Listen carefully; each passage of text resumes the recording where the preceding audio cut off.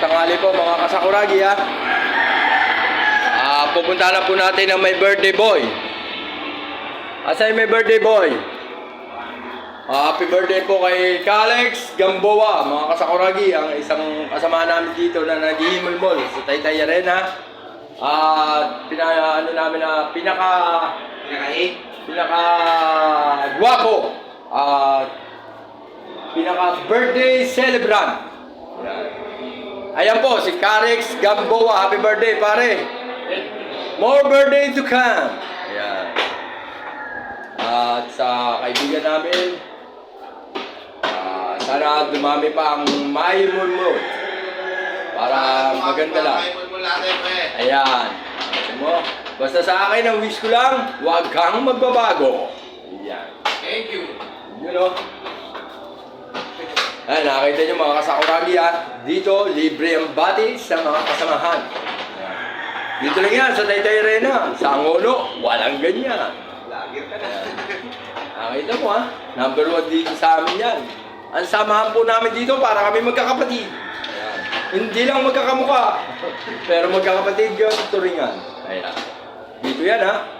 Taytay lang, punta lang kayo. Hindi kami plastic, hindi kami orokan. Totoong tao kami eh. Yan.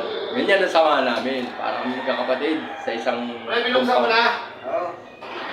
Ayun, binuksan na daw. Ibig sabihin, mag-uumpisa na tayo mga kasakuragi. 65 po tayo ngayon per win.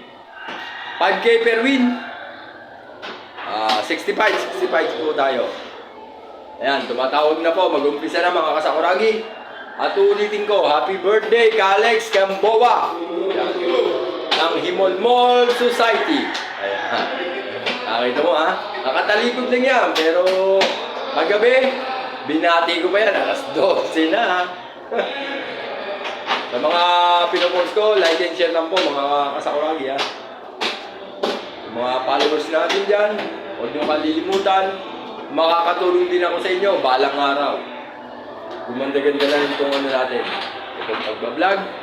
Sa inyo rin may bibigay ang lahat na makakukuha din natin.